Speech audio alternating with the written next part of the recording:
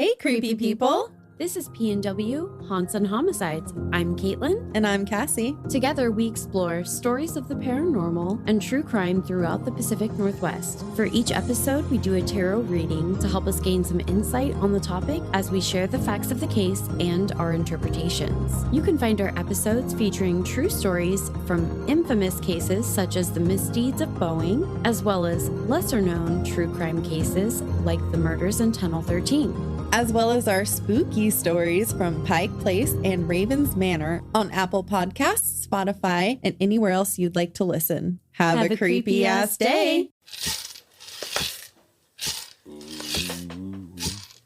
You're listening to Sirens, a true crime podcast brought to you by the Sirens Network.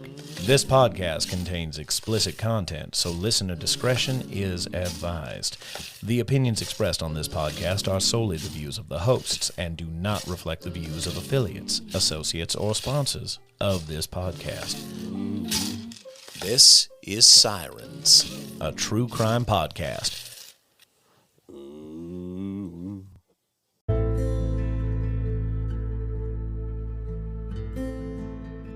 Okay, so we are actually going to talk about Effie Goodson today. Now, this was a requested case by my brother, who does not listen to this show.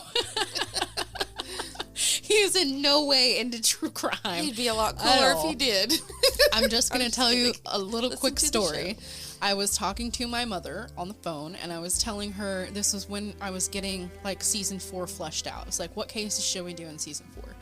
And my mother was at the lake at the time, and I had, like, FaceTimed her or whatever, and a couple of my brothers were there. My dad was there, but, you know, they were hanging out at the lake, and you could see my brother kind of, like, doing his own thing in the background. This is my oldest brother, doing his own thing in the background, and then I'm asking my mom, I'm like, well, you know, you have any case suggestions or whatever?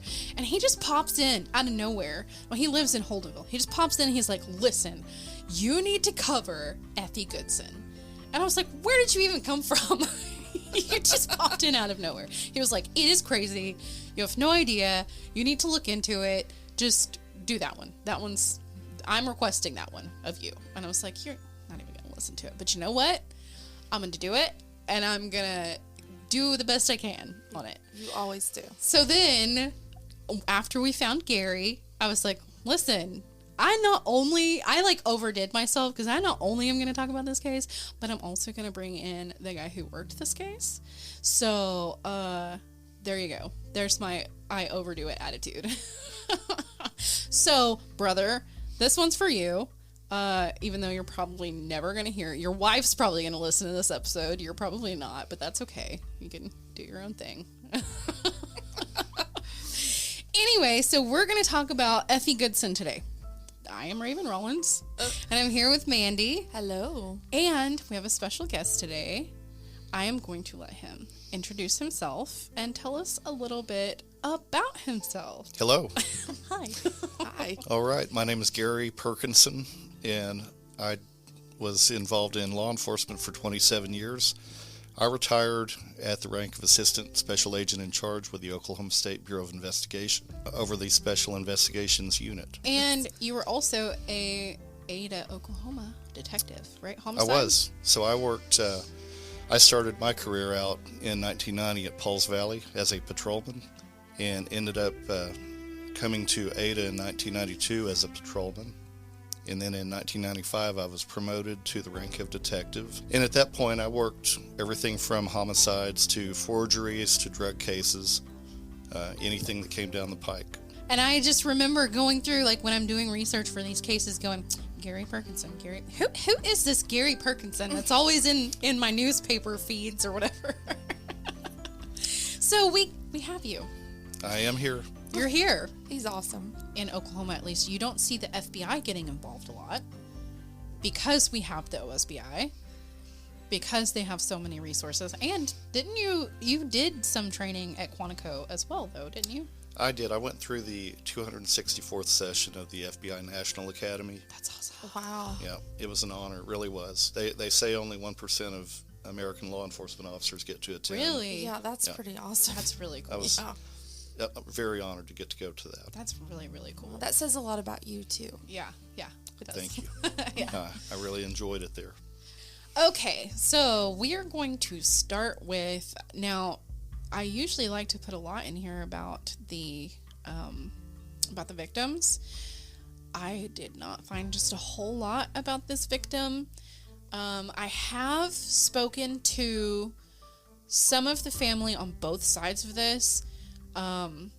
Neither one of them really have a problem with us talking about it, but didn't really want to be on the show, and that's totally fine. Sure. There is one that was pending the person that found her, but his health has declined, and so he is not going to be able to be with us either. So that's okay. Oh, this was 2003. Yes, and I have to say, one thing that's really interesting about this is that when this all happened, and then when we had talked about it, I knew there was something that I remembered. And I was like, I know this case. I remember this case from the time it came out. Mm-hmm. Now I know why. I was pregnant. Oh, were you really? When this happened, ooh, yes. That would have been scary. In April of 2003. Wow. I was 7 months pregnant. Oh, wow. And so this one would have hit you. That's why I remember it so well. Okay. Yeah, that checks out. Because that would have been pretty scary. My daughter was born in July of 2003. So. Wow. Okay. Yeah, that would have been terrifying. We're going to start with, I'm just going to give you what I know about Carolyn. Her name was Carolyn McGrew Simpson. She was a 2001 graduate of Carrollton High School, which is in Kentucky, and was the daughter of David McGrew, from Carrollton. She had moved to Marshall, Kentucky after graduation, where she was employed at a bank, and then she moved to Oklahoma around 2002. This is only a year, but she had only been in Oklahoma for like a year before this happened. And she took a job, she worked in a factory, and then she took a job at the Creek Nation Casino. So, those of you who live in Oklahoma, we have a lot of casinos. I actually worked at one for 2 years. I think we have the most in the world, don't we? I don't know. Or United States, We've got a lot. I can tell you that. We've got a lot. Unfortunately, that's almost all that I know about Carolyn. I have a few words from her family. Her uncle Robert says Carolyn was very special. I don't recall that there was a time in which I saw her that she wasn't smiling, and brought positive feelings to those around her. Her kindness to everyone was evident at all times. That's nice. I know.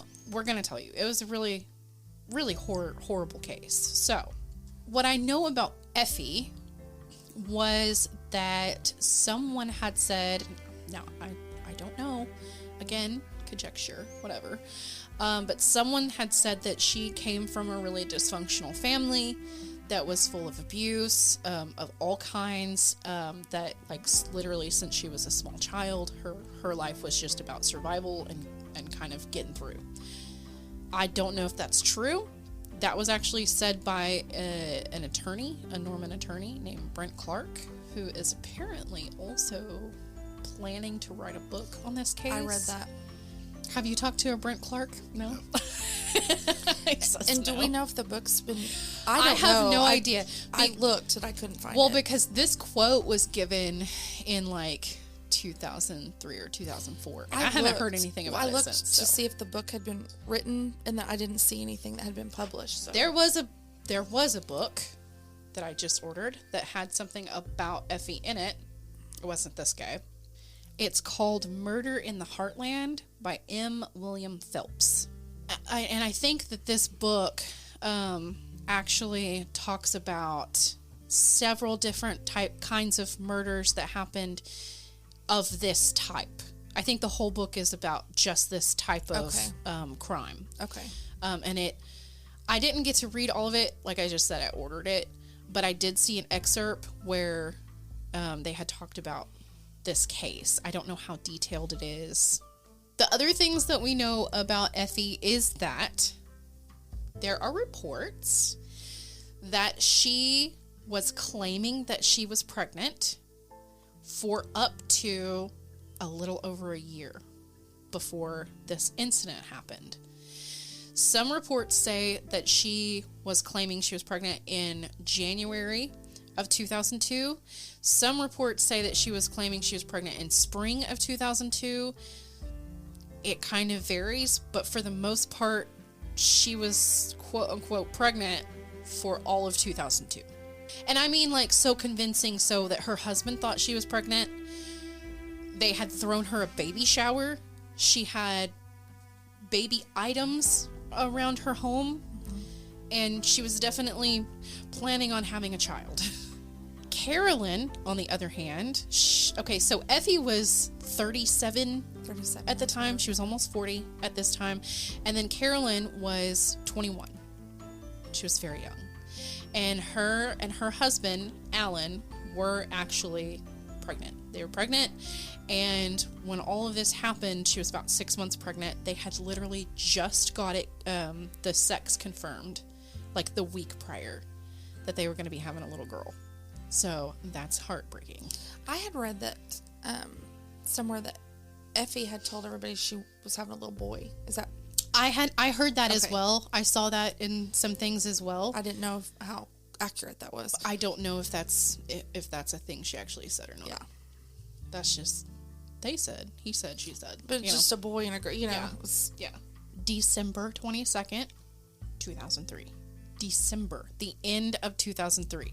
And Effie has been claiming that she's pregnant since spring of 2002. Because I did also see a claim where she said she got pregnant in January of 2003. So we've got claim. I don't know if this is all the same claim.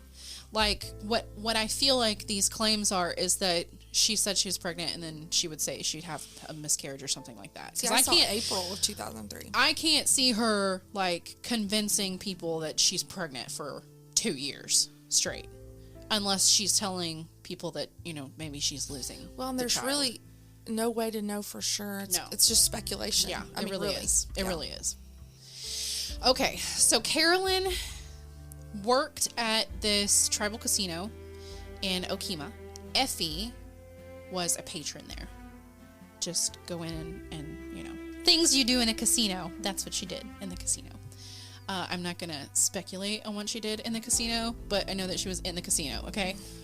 All right, so investigators believe that the two left the casino together because Simpson had just gotten off work, so Carolyn needed a ride home, and Effie said, I'll give you a ride home. Also, I have some baby stuff in the car for you if you want to come and get in the car, and I'll take you home and drop you off with this baby stuff. Some clothes, I think I read. Baby clothes, baby items. They entered, now they were seen by witnesses entering Effie's car at about 11 o'clock, December 22nd, that night. 11 o'clock is not late for people to be in a casino, and especially people that don't really go to casinos or might live in a different state and they don't really have casinos. Man, people are at casinos at all hours. They're packed, I'm telling you. They make it to where you don't know what time it is. Yes. On purpose. Yes, they do. So they you really can do. think it's a lot earlier and you're leaving early when it's really in the middle of the night. So yes. That's a fact. They black out, and sometimes they don't even have windows. They want you to be in there. This sounds crappy, but they want you to be in there as long as you can be in there. So it's very normal for someone Spend to all be the money you have. Yes, spend all the money. At 11 o'clock at night. That's pretty normal. And I worked overnights. So, like, even my sense was, like, this is just a normal day. Like, my body couldn't tell that it was dark outside. So, yeah, you can stay in there for a lot longer than you think. I do want to mention that there was eventually later a receipt found that it is believed that she did, in fact, have baby clothes in the car. I don't know for what purpose. I feel like she was planning to use them herself. But there was a receipt found where she had purchased those baby clothes. So, 11 p.m. that night, that's the last time that she was seen alive. Effie, on the other hand, was admitted to the Holdenville Hospital ER 5.5 hours later. Here's the gruesome part. I feel like I need to put out like a trigger warning or something for anyone, but mostly like mama bears out there. It's going to get a little gross and probably triggering. So, with that being said. So she showed up at the ER about 5.5 hours later, Holdenville Hospital. She had the dead fetus in tow. It was determined that this fetus was around 6 months in gestation. The ER doctor there said that Effie was, quote, borderline psychotic, end quote, after bringing the baby to the hospital. What I recall was, if it was a baby boy, yeah, for some reason I want to think that Carolyn had told Effie that she thought she was having a girl. Yeah. And it ended up being a boy. Yeah, and so then Effie had made a comment, I think, to an EMT, said, "Hey, how's my baby girl?" And it was a boy. Yeah. You know? Yeah, and actually I do have comments from the EMS workers. One of them was a witness that testified that said she remarked, "Isn't she beautiful?" And it ended up being, and it was a boy. The boy, as it states in this article, was cold to the touch. When brought in, Effie had blood all over her. She had blood on her face. She had told ER that she had just given birth to this child on the side of the road and brought the child in. The child actually had bled to death because she had cut the umbilical cord and did not tie it off, and it bled out of the umbilical cord. They even went as far as to say what the baby weighed and all of that, but I'm gonna spare everyone of that because I feel like that's even, we're getting into even more trigger territory. So I'm just gonna skip over that part. So it was Dr. Fred Sanders. He was the ER doctor there that night. He said that she was, quote, constantly denying that the baby was dead, that she was hearing it crying when it obviously wasn't making any noise. She was asking God why he was punishing her and just kept rambling on and on from time to time. She had actually initially refused to let him examine her. And he also testified that there were also moments that she would just, quote, be very straight and very serious, kind of like when I would catch my kids with their hands in the cookie jar, end quote. Like I said, she had refused to let anyone examine her. And I think this is where the red flags were kind of flying up and where they got investigators involved. Were you a detective on this, or were you OSBI on this? OSBI. Okay. From what I understand, it's around this time police were called in, and then they transferred her from that hospital in Holdenville to St. John's Medical Center, where they did an actual exam and determined that she did not give birth to a child. I got the call later in the day after she had been examined in Tulsa. Mm-hmm. Okay. And the information that I had originally was that there was a woman who claimed to have delivered a baby that had not, but was in possession of a fetus. And so when I first heard this, I thought, how did that happen? Did she get something from a university, a science department? What happened? And then we began to look at the options. So we began to look to see if there were any missing pregnant women in that area. And there were. Carolyn Simpson was the one that was missing. Was it at this time that they kind of initialized a search for Carolyn? So I believe it was the Okemah Police Department had taken the report on her missing. Okay. So I think they were involved in the search for her prior to the OSBI even getting involved in this case. Okay. But there was an extensive search for her once we believed we knew who was missing. December 26th, a deer hunter found her. This was 5 days after she went missing. Found her buried in a grave of leaves in a bar ditch near a home/remote farm in Hughes County. And this is apparently a place that Effie had once lived around that area. It was 3 miles south of Lamar, Oklahoma. Okay, 3 miles south. Yeah. So I had the same information about that somebody had found a body believed to be Carolyn Simpson.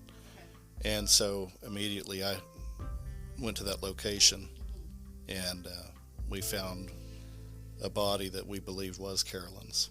It was determined that she had been shot in the head with a .22 caliber firearm from behind the left ear, and that her 25-week-old fetus had been cut from her abdomen with razors. I cannot imagine seeing this. I feel like I want to remove that from your brain. I would appreciate it. Wouldn't that have taken a while with razors? Yeah. I would assume that she was probably already gone. Yeah. When she started But cutting. Still, I still think that would take a while. Probably was. She was in the middle of the woods. She had all the time she needed. Yeah. So. Yeah. She, so in her car, there was evidence that was consistent with high velocity blood spatter. Ooh. From the gunshot wound. Yeah. And then, And a .22 is a little handgun, right? Okay. And it would have taken some time to do that cutting, no doubt. Killed her in the car, and then took her to this place that she knew she would have some time to do this. Yes. Yeah. We had our OSBI crime scene team there that collected evidence. We conducted and we're still conducting interviews as far as the person who found the body. Once the body was positively identified as Carolyn Simpson, we were in constant communication with the district attorney's office, who ultimately did charge her. So when she was examined in Tulsa, they ended up contacting, I believe, Tulsa PD, who contacted us. Okay, so she was... I think that's how it filtered down. Yep. And then, you go to the last place that she was, and you go, hey, any missing pregnant women around here? Yes. And you get one, and now you have a positive identification. So, you can put 2 and 2 together, and then, connect the evidence from there. She was, at the time, she was facing kidnapping charges and 2 counts of first-degree murder. She declined to make a statement. Correct. So her first appearance, she was led to the courtroom in January 27th. Oklahoma courts had ruled that the murder charges could be filed in the killings of the fetus if they could prove that the fetus could have survived outside of the womb when she removed it. Every precaution had been taken. Could this fetus have survived? But at the time, under the state's abortion law, a fetus was presumed viable after the 24th week. This fetus would have been 25 weeks old. We get into, I'm sure, you were probably in on this, looking at where the gun came from and everything like that. I read somewhere that she had purchased it from a Walmart in Holdenville. She allegedly had told her husband, after she had brought in this baby, I guess the only thing she told her husband was that she had this baby on the roadside. And that's the only thing that she would say to him. He is actually the one who drove her and the baby to the hospital. So DNA testing, they did do DNA testing, right? It came back as a match to Carolyn Simpson. And I think that was probably the nail in the coffin. So I feel like this is a very rare thing that happens. Sometimes when you see a case like this, you see it everywhere, but it's really not, it's not that common. I had found that there had been at least 10 cases in the whole entire United States, including this one, since 1987, where this had taken place. So it was not that common. Do you look at victimology in this, or do you have to look at the individual first? I would say in this type of situation, it would not really be more of a victimology standpoint, because I think Carolyn Simpson really was just at the wrong place at the wrong time with someone that wanted a baby. Yeah. And it could have been anyone that had a baby that was pregnant that was around her. Yeah, and I do want to mention that Carolyn's husband, Alan, did say, like, she has never mentioned this person before. So they weren't friends in real life. She was like, he said, I've never heard her say this person's name before. So I think she had decided that she wanted a baby because she had made up all these elaborate plans, and that she was going to find someone that had one, and that she was going to make it look like she had this child so she wouldn't unravel everything she had told everyone. And you never know. I mean, some people can tell these because they're afraid of being alone, and they think that maybe the husband wanted a baby and he had said, if we don't have children, I'm going to leave you. Yeah. I mean, that's speculation, but I'm just saying that you never know the reasons behind it. There's probably a reason behind it. It's probably not just because she was, like you said, like someone said she could be psychotic, and that's it. I think it was more calculated more than that. Yeah. I don't think it's quite that easy to. Yeah. That's why I was kind of on the fence, because I really had to think about where she could be coming from, and I think that she. Do you think desperation is tied into it? Well, I think she became desperate at the end because she was becoming near the where's the baby, probably from people, and right. And a lot of times people do really things that just don't make any sense to anyone when they become desperate in a desperate situation. And we don't know that her husband wasn't telling her he didn't want to leave her. He, if she didn't have if they didn't have kids. You never know what's going on behind closed doors. We don't know if she felt like, no, I can't have someone leave me because she was maybe left as a child. We don't know. But I do think there's some obviously mental health issues there. Right. Obviously. Yeah. But I think that it was more than that. Yeah. I think she knew what she was doing. So, do you think that the first-degree murder charge was appropriate, like premeditated? Yes. Yeah. Yes, I do. I think it was. Now, I don't think the first-degree murder honestly is appropriate for the baby. I think it would have been second degree. Yeah. Well, I think she planned on keeping that baby. I do too. That's why I don't think she wanted it even to manslaughter for the baby, because I think the baby, she didn't know to tie the umbilical cord. Yeah. One of the things I wanted to bring out on this was the teamwork that was involved. It was not just Hughes County Sheriff's Office or just the OSBI. It was the Hughes County Sheriff's Office, the OSBI, Okemah Police Department, Tulsa Police Department, hospitals, doctors, nurses. And then we also had the National Center for Missing and Exploited Children. They played an instrumental part in this as well. Really? Yeah, they actually, somewhere in the investigation, I had learned, somebody had told me that this, they believed, was the 8th case in American history. Yeah. And they actually, the National Center for Missing and Exploited Children, I believe, had a profile of the previous ones who had committed crimes such as this one. Really? And there is a profile that's out there for that. Wow. Yeah. I'm going to have to look into that. That's interesting. Does that profile fit her? Yes. Yeah. That's pretty wild. Yep, I need to look into this profile. It was interesting. It's such an unusual crime. Yeah. But we had a couple more in the years after this one. Really? And guess who they were calling? Me. Wow. Yeah, because they were saying, hey, this is what we've got. I think there was one in Georgia, that maybe Atlanta, somewhere. I had talked to somebody out there that was working one. Wow. And, just to pick my brain about things, and I let them know about the profile. It's just a crazy thing.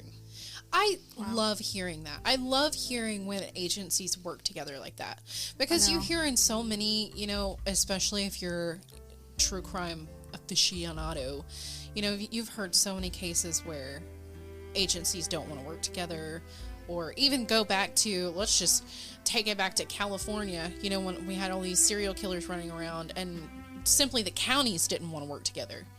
Yes. Let alone, agencies from the entire state or states over, whatever. I think that's amazing. That's one of the things that I think is the strength of the OSBI, because a lot of times the OSBI will have that agent reside in a police department or sheriff's office. So they develop those relationships. And that's they know great. I didn't know that, actually. Yeah, very important. That's really good. And, I think a lot of times with these cases that, not just us, but any true crime podcast would do, the natural inclination, I think, for people, if they haven't been solved, is to automatically, the police didn't do their job. The police didn't do this. And that's not always the case. No. And sometimes there's just not enough clues there. And especially if it was before DNA, it's not that. So I think sometimes it just falls back on the police and the OSBI and the county, and I just don't think that's always fair. But then you have cases like this where everything works so beautifully. Yes. You have everything that you need to have. Your agencies are working together. You're getting stuff done. You're getting stuff done quickly. I think this is a great case of showing that. I think it does more than not. Yeah. It does. Yeah. We are much better at communicating with each other, law enforcement agency-wise, than in the decades before. But I can tell you, in my experience when I was in law enforcement, I always had good communication and good relationships with my agencies, because I needed them to know that if they needed me at 3 a.m, I would be there. Right. Yeah, that's great. I love that. That's why you were in charge. Yes. But social media, I think, tell me if I'm wrong, but played a role in agencies becoming closer, maybe working closer together. I think if you use it correctly, absolutely. Yeah. Mm-hmm. Yeah. Yeah. And there's I can tell you numerous stories about things that you think would never be solved, but were solved because we had cooperation with other agencies. Yeah. I have a case that I had worked one time where there were very few leads. I was looking for a black lesbian woman named Apple. Yeah. That was all I had. And it took me years to finally identify her, but I had the help of a Texas Ranger that I knew. Right. And he helped me. I looked for her off and on for 3.5 years. Wow. Finally found her. Yeah. And it matters. Relationships matter. Yeah. We got a kidnapped boy back one time. That's wonderful. Because of relationships. Yeah. So it's good. Well, and anything anyone can do to help, if we all need to work together. Well, okay? and if a case is cold, or the police, the OSB, they look for the public's health. You can't solve something if you don't have some, information. Right. And so, yeah. To me, it's always been like, it doesn't matter who it is. It doesn't matter if it's a podcast. It doesn't matter if it's someone that is transient if they know something, they know something. Yeah. And so we can all work together to get the information to, the police so they can solve the case. I think more than anything, we're a platform. Yes. To offer agencies to say, hey, we can help you get your information out, or we can help you try to obtain information. Most definitely. Yes. Whatever that may be. And I think it's important. And I think if we choose to do this and, choose to get these stories out there, then I think we have a responsibility to do that. Yeah. So traditionally, when a law enforcement agency would try to solve a case that wasn't easily solved, we would rely on confidential informants, right? Right. Sure. And we would have to go out and talk to people and develop informants and try to get information about that. Yeah. But with the internet, with social media, all of that transpired in my career, over the course of my career. When I started, we didn't have Twitter. Yeah. We didn't have, I was working on typewriters when I started. Right. Word processors. Yeah.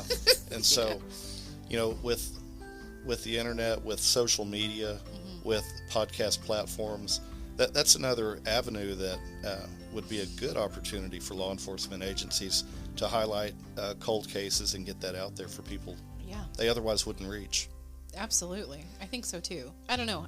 I think this is good for everyone, really. It is. It is, and we should be proud of what we do. I'm very proud of the podcast out there solving cases and helping free innocent people. And be proud of our fellow podcasters that they are helping do this. Because like I said, it doesn't matter who helps as long as someone helps. Exactly. It doesn't matter how long you've been doing it. It doesn't matter. Because these victims' families, they just want the help. Yeah. They do not care who it is as long as they can get help to get their stories out. We're all after the truth, and somebody out there does know the truth. Guys, let's have world peace. We are the world. Yes, let's all sing We Are the World. I want to tell you real quick what she was initially what happened in the trials. Okay, so the first time she appeared in court, she said she was feeling ill.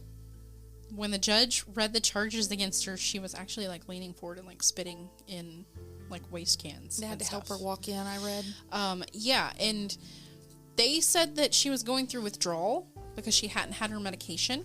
Don't know what kind of medication that is or was. She was actually slumped forward in her chair at one point, staring into her lap for virtually the entire hearing. The defense attorneys twice sought a mental competency exam because I think that their initial thing was she had pled innocent, and they were going to try to go with an insanity plea. 2 witnesses testified that Effie actually had led them on January 9th to an area where the gun eventually found. And then Iris Daly, an OSBI agent, testified that they also found strips from a mop that were found near Carolyn's body, and those strips were also found in Effie's car. So there was a lot of evidence that tied them both together. Like, there was a lot of evidence against Effie. So several witnesses also testified that Effie told them that she had been shopping all day on December 22nd. They found that receipt. I told you about that receipt earlier. They did a search of the home, and they found crib, baby clothes, infant diapers, stuff like that. She was obviously prepared to take in a child in some way or another. And after nearly 7 hours of testimony, Judge Joseph Wrigley ordered Effie to stand trial for 2 first-degree murder charges. So he had initially dismissed the kidnapping charge against her, where I guess there were people saying that the witnesses that had overheard her talking to Carolyn walking to the car, it was unclear if she was luring her in, like trying to lure her in, or if she just said, hey, I'll give you a ride home. Like, I guess there was some discrepancy over that. So he threw out the kidnapping charges. There was a casino worker who would have helped make the state's case on that charge, but did not show up to testify. Then in September 2006, she changed her plea to guilty to 2 counts of first-degree murder and kidnapping of Carolyn Simpson and her unborn child. She accepted an offer from the state to dismiss the bill of particulars, which would allow her to avoid the death penalty. And I had a quick question. So this is something that I don't think a lot of people know, and you might be able to elaborate on this. So we have a plea deal here. That's what this is, a plea deal.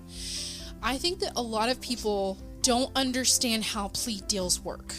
A plea deal usually is not offered unless it has been okayed by the family, correct? That is, in my experience, that has been the case. Okay. Right. With Carolyn's case, they'd actually taken it to her husband, and he sat on it for about a week before he decided whether he wanted to accept, this plea deal or not. So I think that's just a little something that a lot of people don't know, is that when you see a plea deal happening, it's not happening behind the family's back. Like, they are aware of it. They were probably the first ones aware of it, and they have accepted that. Well, I think a lot of times in, movies, it gets, you have the family that's surprised. Yeah. That it's happened. And I'm not saying that the entire family is informed. Yeah. But what I am saying is usually the person closest to that family member, whether it be the husband or the parents or a child, whatever, that person is given the option, like, here's the plea deal. This is what we're going to offer. And, they might say, no, I absolutely do not want to do that. I want you to take them to trial. And a lot of times they're like, okay, well, we'll adhere to that. When you see a plea deal, someone has usually, been given that option beforehand. Yeah, the next of kin. She did change her plea to guilty. She was given a plea deal. She did make a statement. It was a very short statement after she entered her deal. She said, and I quote, "I wish I could change that night, but I can't. I am very, very sorry." She said after she offered her apology, She also told the court at one point that she said, quote, "I wanted her baby." She was sentenced in Cleveland County Court by Cleveland County District Judge William C. Hetherington, Jr., to 2 consecutive life sentences without parole. I don't think I mentioned this before. They had named the baby Justin, the boy. So, for Justin and Carolyn, 2 consecutive life sentences.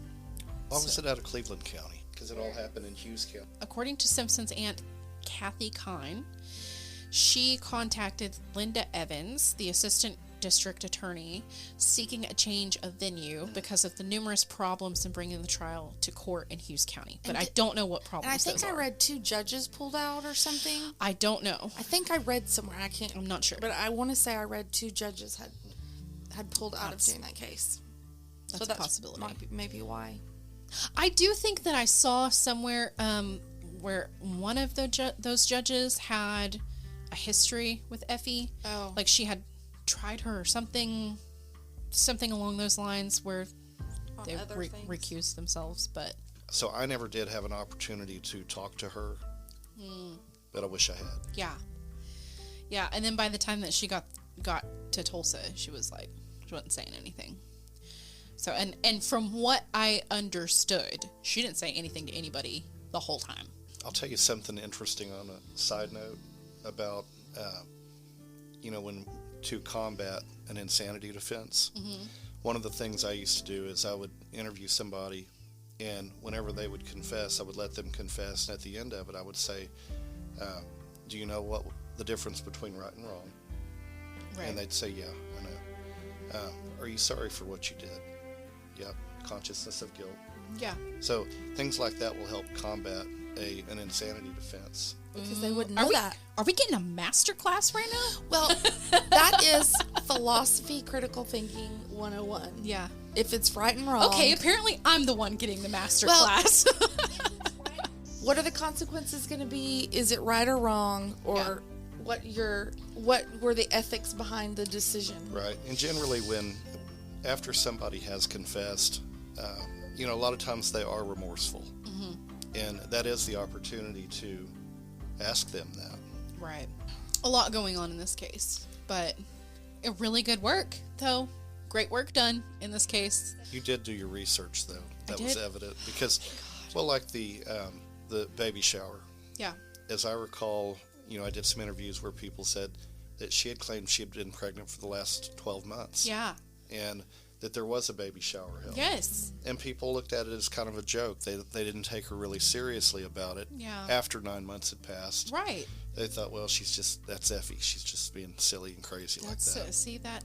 And that's the thing is that's what, because obviously the research that I did comes from a plethora, of articles and documents and all kinds of stuff. And so when you have articles that say different things, like one is saying she said that she had been pregnant since spring, and then another is saying she said she'd been pregnant since January, and then another is like, well, she said that she had just gotten pregnant in September. You're like, okay, well, now we don't know what it really is, because I can't go and talk to Effie. Actually, I thought about it, and I couldn't even find her in the system, which meant that she's probably been moved for her own safety somewhere for some reason. But anyway. With me, it's like, my first reaction is I want to say that she's, my very first, thought is you want to say she's psychotic, she's got schizophrenia and all this stuff, but schizophrenics are paranoid, they're all over the place. They might have said she was crazy, but she was sure shut down, so she knew. Well, and that's the thing to not say anything. Hiding evidence, also. Yes. Yeah. So that just does not make me think she's. Yeah. I think sometimes people just do bad things, and you don't have to. A quote normal person would see that the things that these people do that we talk about as. Crazy. You have to be crazy to do something like that. But for them, their control of that's just who they are. That's how they think. Well, I don't personally think she was crazy. Yes, she did crazy actions. Yes, she did a lot of things that didn't make sense to a lot of people, but they might have made sense to her. Yes, and that's what I'm getting at is. And so, yes, it makes that's sense not to them. normal. And do I think she had some mental health issues? Yeah. Most definitely. Yeah. And she probably had some defiant disorders going on in there, definitely, that she's had since she was little. But the overall, when you know to keep your mouth shut and you know not to say anything and you're not all over the place, you're not schizophrenic. Yeah. You know what you did. Yeah. And you're keeping your mouth shut for a reason. So I am on National Center for Missing and Exploited Children's website. It does have an infant abduction section, and it has risk factors for infant abductions related to healthcare. So that's talking about infants that are taken from hospitals. From hospitals, Yeah, I was going to right. say, that's... Real concern. I will say there is a lot of information on this website. They have a little like drop down menu that says the issues, and it goes over child sex trafficking, family abduction, infant abductions, missing from care, sextortion, non-family abductions and attempts, child sexual abuse. Like, if you ever want to know anything about that, you should definitely get on here because they have downloadables, they have risk factors. Yeah. So that is definitely a good resource. So the OSBI was founded in 1925, and originally U.S. Marshals formed what is now the OSBI. It was Bill Tillman, Heck Thomas, and Chris Madsen. I've heard those names. Me too. They were called the Three Guardsmen. They, I believe, worked out of the Fort Smith office with Judge Parker. Cool. But they saw the need for a law enforcement agency to be able to work in what was Indian Territory at the time. But as Oklahoma became a state, it was clear that there needed to be more organized law enforcement. What year did you say this was? Well, so it would have been in the late 1800s when Bill Tillman and them would have been working. Wow. But the OSBI ultimately was officially formed in 1925. So there's a 100-year anniversary coming up in just a couple of years. That's cool. That's really neat. neat. Yeah. Maybe they'll do something cool for it. Yeah. So as far as the OSBI cold case unit, when I was working for the OSBI, we originally got that grant through the Department of Justice. We did hire an investigator. We worked closely with our criminalists with the OSBI. But I believe since then it's grown. And there are now criminalists that are involved in the examination of evidence that may have previously not been examined for DNA evidence. There's also very talented agents that I used to work with who are now on the cold case unit. Very talented people who are very determined and they do not give up. I know these people. That's awesome. And so they work really hard for that. Yes. And anyway, they do have the number of 1-800-522-8017 as the OSBI number. You can get in touch with a cold case agent using that phone number. That's perfect. That's good for the and out there. and I do know, what's the website? I always forget if you want to send in an anonymous tip.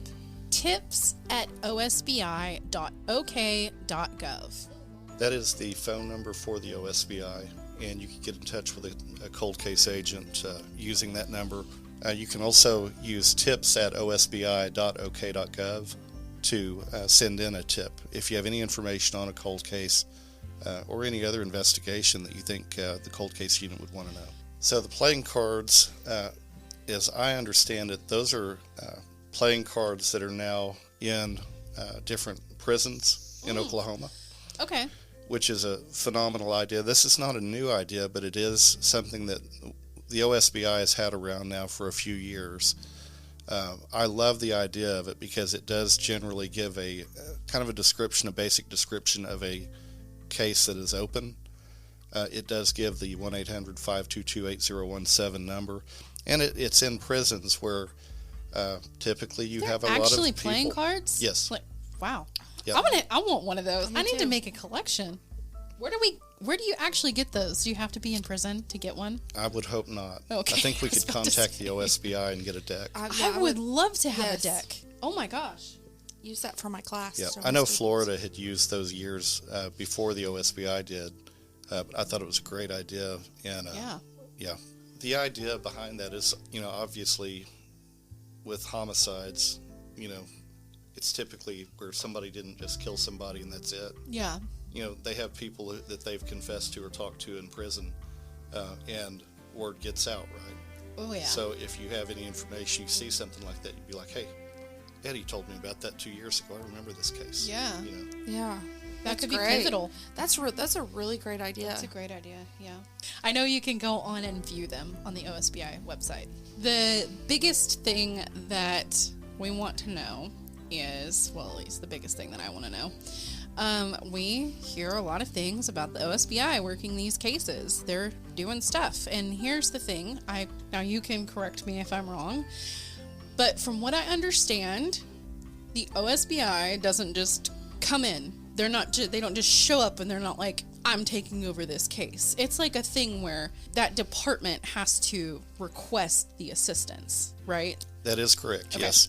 So what happens is if let's say a police department believes they need the assistance of the OSBI, what will happen is they can request us, but the request has to come from either a law enforcement agency or the governor's office. If a police department or sheriff's office, for example, if they need help, they can request the OSBI to do only a small sliver of tasks. They don't need to take over the entire case. Okay. They may just want them to do a certain number of actions in an investigation. Okay. Or they may say, hey, take this whole thing over.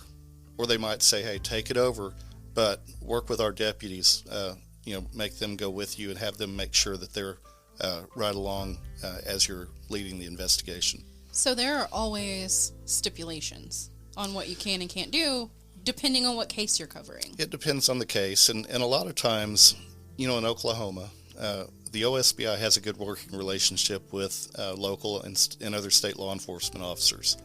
So generally, when a local law enforcement agency has that need, they would go ahead and say, hey, we want you to work it, we'll help you, but we want you to just take it over. A lot of times when in a homicide, for example, that's generally what would happen. And that actually answers my question too, because we're working the Shauna Jones case. Yes. And we were like, why did the OSBI only come and process the truck? And then they just left. Because that's what they were asked to do. Exactly. So if in a case where if they were requested only for crime scene assistance and they only wanted them to process a certain vehicle, that's what they would do. Okay. If they were not requested for anything else, then that would be the end of it. OSBI has some very experienced criminalists. They have seen a lot of scenes. They've observed a lot. They've been there and done that. So with the experience that they have, that maybe smaller agencies may not have, it's a good idea to bring somebody in that has the experience, the knowledge, they're well trained, and they do have the resources that they need to collect evidence. Now, you were in the cold case division. How long were you in the cold case division? So we started what was called a cold case initiative. Okay. And that was about 2010, somewhere in there. And that was through a DOJ grant, a Department of Justice grant. Okay. And the way that worked is basically it was with the DNA, so that we would review cases to see if there was any DNA evidence that may have been collected back in the day that had not been yet analyzed. Essential. Very essential, yes. They still have a cold case unit. They do, yes. When do your regular OSBI detectives say, this is a cold case, we're handing it over to our cold case division? Like, is there a certain criteria that has to be met for a case? Yeah, I'm not aware of what they're doing now. Typically, though, if a case goes unsolved in a particular region of the OSBI, they would not immediately hand that over. They would continue, and they may hold that for years to try to investigate it. I think what they could do is take a look at it with the agents who are assigned to it and say, hey, is there any evidence that maybe have been overlooked, maybe something that has not yet been analyzed? Yeah. Any interviews that maybe that were not seen at the time that maybe should be checked out now. If a case is brought back from the cold case, to be open again, how long does it usually stay open? Can it stay open indefinitely, or does it have like a time frame where if it's not solved in a certain time frame, it goes back to? No, they generally would stay open. An agent is assigned to different cases. Even if it's one, when a new agent comes on, they may be assigned cases that were not solved, but would still be assigned to an agent. Okay. And so that agent would then, if they had the opportunity, they would go out and try to generate new leads on that. So that's good. It doesn't have to go back just being cold. Yeah. Yeah, and we were talking before we started recording. I'm so sorry. We talked before we recorded. We were talking about autopsy reports.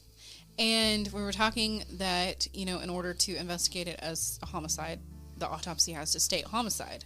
Some of those are revised. Some of them, whatever.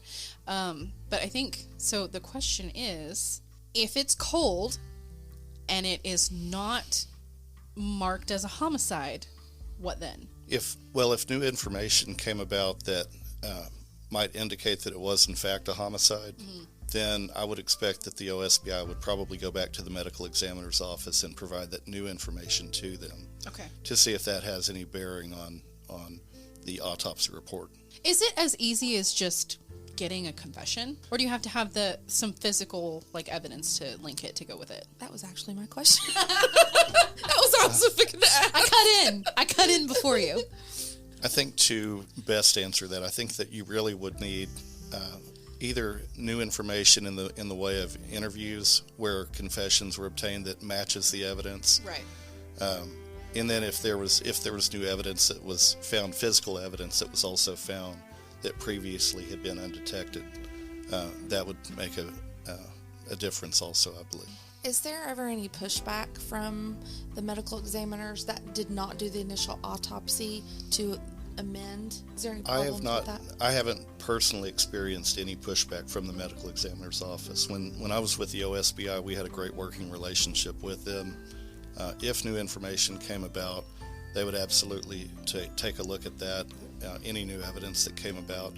It's fairly rare that they would amend one, but if they would, it would be because of new information or evidence that was found. Okay, that's great, because you just never know, and so that the fact that they really do take that into account, and that the new information and the relationship, even if they didn't do the initial autopsy, is great.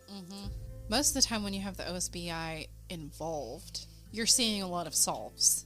Yes. You know what I mean? We have talked on this show about the rare occasion that, some things have gone cold. And certain people within, the ranks that, quote, didn't do their jobs or whatever. So, really, when you look at it, they've got a lot of solves. So I was going to say, is there ever a time in which the OSBI actually worked a case that ended up going cold? There's cases that OSBI would have been involved with where at the time no new information comes about, but then suddenly somebody may come forward and provide you a piece of information that would lead that agent to then reopen that case and take a look at it.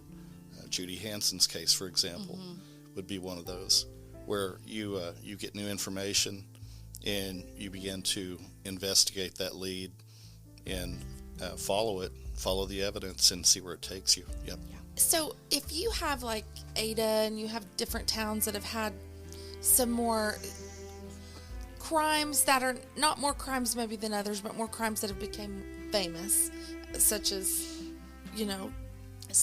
everything Debbie from Carter Ada.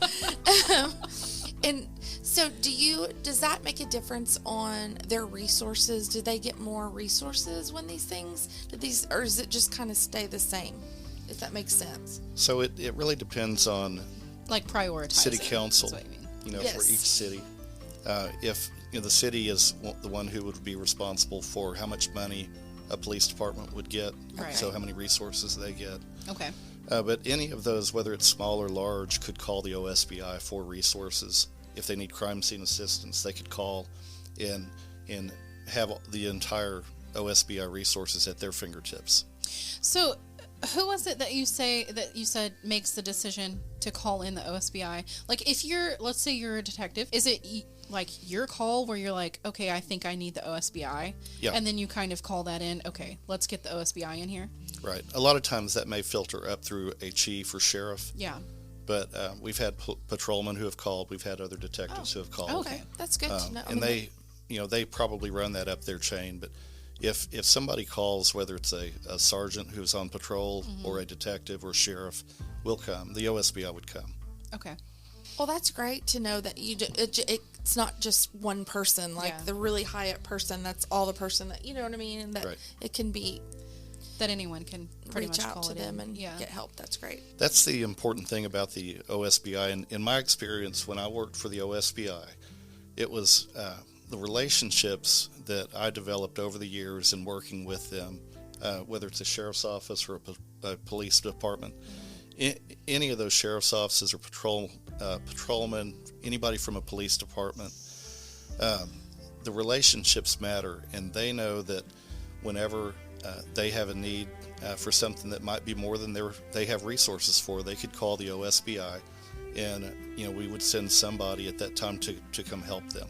And the OSBI is probably not sitting there going, why didn't they call us in on this, right? They're like, you can work your case. It's still your case until you decide to bring in the OSBI, right? Yeah, you can have, as a patrolman or as a police department, they can call the OSBI, and we can be as involved or as little involved as they want. It's whatever they request us for. And they can call in at any time. Like, right? It doesn't have to be like, oh, well, you got to call them within 30 days of the crime, or like whatever. Yeah. Like, you can call the OSBI at any point in the investigation, right? Sure. Yeah, any law enforcement agency could call the OSBI. We always found when I worked for the OSBI, it was better to call sooner rather than later, after things have gone cold. Sure. So, a new question that's just formed in my mind. For people whom think that their case maybe is not being handled appropriately, or maybe they think that the locals don't have the resources or whatever, but they themselves are like victim family or something like that. Is there a way that they can try to get the OSBI involved? So that would have to go through their local law enforcement agency, but that could be a police department, sheriff's office, district attorney's office even. Okay. And so if they felt like maybe there's not as much being done or something like that, you can go straight to the DA. They could go to the district attorney's office. I didn't know that. And talk to them about that. Okay, that's really good to know. Is there something that family members should know? At least when I worked for the OSBI, they specialized and had an especially great relationship with rural counties. Sheriff's offices in particular, if they had large areas that were not manned by a certain police department, if the victim's family needed something and it was a case that the OSBI had been requested on, if they needed something, they would interact with the OSBI agents or criminalists as well. Things have changed over the years so much. I remember when I was with the Ada Police Department, I had a cross-deputization card. Oh, cool. And then they went away from that, and now we have McGirt. So there's a lot of different changes. Yep. So if it's a case that the OSBI was not called in for, many district attorneys' offices have victims advocate people. Yes. And that would be a good point of contact for victims' families. That would be great for people that, don't know where to go. I guess that wraps it up. Thank you guys for hanging out with me today. Well, thank you. And thank you very much for being here with us today. For sure. I was glad to be here. Thank you. Oh, we learned a lot. We got the exclusive. I know, and we learned a lot. Discovery Plus couldn't get, or whatever it was. Discovery Plus. I don't know who it was. I'm sorry, to Discovery Plus. No, I'm addicted to them. I'm addicted to you, Discovery Plus. But yeah, thank you guys for being here today, and we will catch you guys on a new episode next time.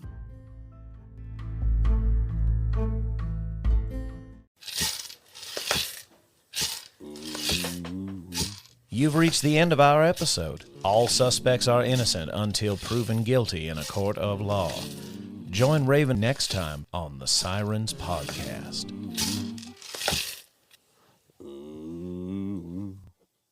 Do we have an outro? That's our outro, isn't it?